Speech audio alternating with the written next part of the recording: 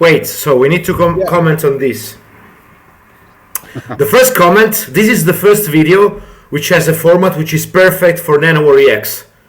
It's like it's almost a square and it fits perfectly the screen when we are on the side, because normally it's like this 16:9, right? This is Which is not for 2x3. Yeah. yeah, exactly. So this is perfect for Nanowar Reacts. It's like the first video that really fits Nanowar Reacts format. Yes. And the other thing I wanted to comment on is what's the structure? What's the idea behind this video? So there is it starts. It's a this is a, I think a thing that Italians understand without explanation, but for foreign people, they must know that in Italy we grow up, all our generation and other maybe after us, they grown up with these cartoons in TV about robots. So the Japanese robots that maybe I don't know. I was living in Germany, and there when I say Mazinga, only few people know what Mazinga is, and every Italian knows it. It's we will grow up with as kids watching giant robots destroying stuff around or killing aliens or very violent stuff that was shown on TV because the Italian TV was broadcasting it without paying. At the beginning, they didn't pay the copyright.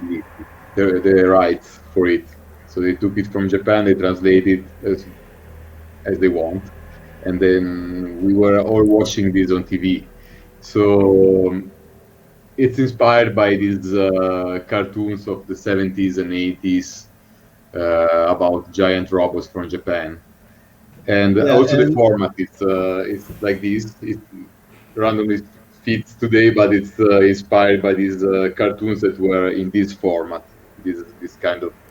And You mean the fourth? all the robots were defending the Earth by aliens who want to invade the Earth. Normally, but there were also other very strange stories because all of these cartoons they were the start was that there was a toy and people have to write some stories about it.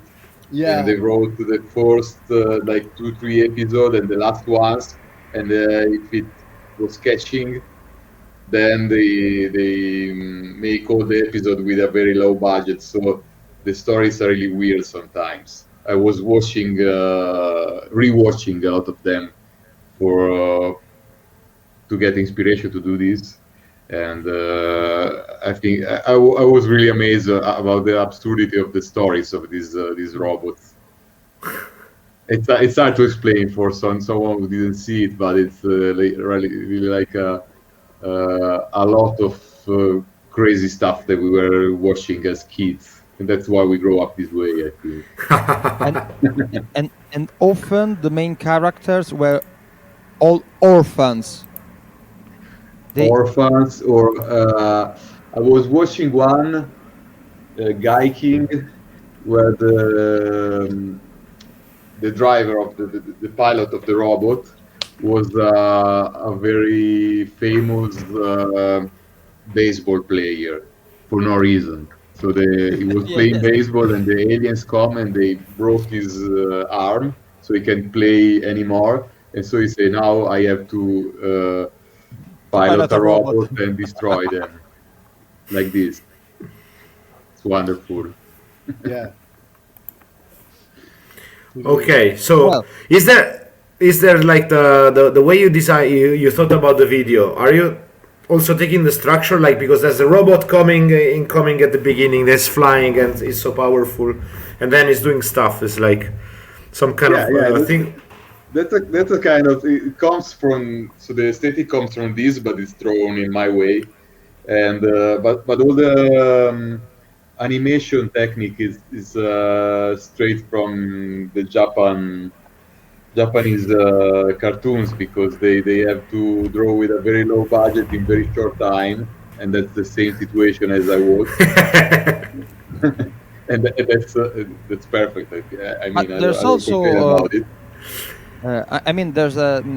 I really enjoyed the choice of the color palette, which is very psychedelic and vintage. It remembers me a lot about Yes. old anime with robots and so on. And later there's a scene that you could see almost in every um, opening track or closing track of these cartoons. I mean the one on the beach side. Yeah, yeah, But that's a let's talk classic. about it Also because it's really later. easy to animate. So Yes.